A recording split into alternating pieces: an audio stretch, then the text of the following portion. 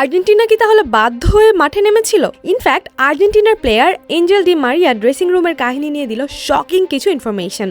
তো world cup ফাইনালে স্পেনের কাছে 1-0 গোলে হেরে যায় আর্জেন্টিনা। কিন্তু অনেকেরই দাবি খেলা শুরু হওয়ার আগেই নাকি রেজাল্ট নির্ধারিত ছিল। খেলা শুরু হওয়ার ঠিক আগের মুহূর্তের ভাইরাল একটা ভিডিওতে দেখা যায় চরম মানসিক চাপে থাকা মেসি তার টিমকে সামলাচ্ছেন। আপসেট ফেসে মেসি বলছিল, সবাই শান্ত হও, বাকি সব ভুলে যাও, জাস্ট খেলায় ফোকাস করো। যেটা দেখে অনেকেরই সন্দেহ জেগেছিল। আর খেলা শেষে ডি মারিয়া তো ডিরেক্ট দাবি করে স্যুট পরা কিছু মানুষ, সেটা মাফিয়া হোক বা পর্দার পিছনে কোনো অদৃশ্য শক্তি, তারা নাকি আগে এই খেলার স্ক্রিপ্ট লিখে রেখেছিল।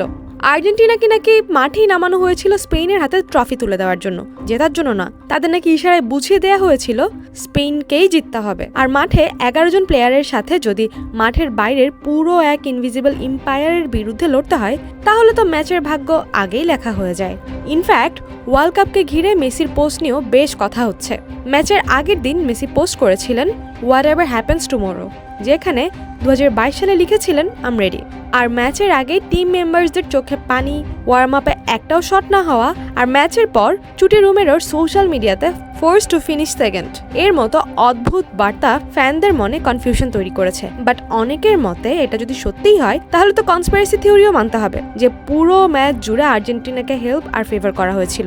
এনিওয়ে, আপনার কি মনে হয় আর্জেন্টিনা কি সত্যি স্ক্রিপ্টেড ম্যাচের শিকার হলো, নাকি হারের পেছনে ছিল অন্য কোনো কারণ?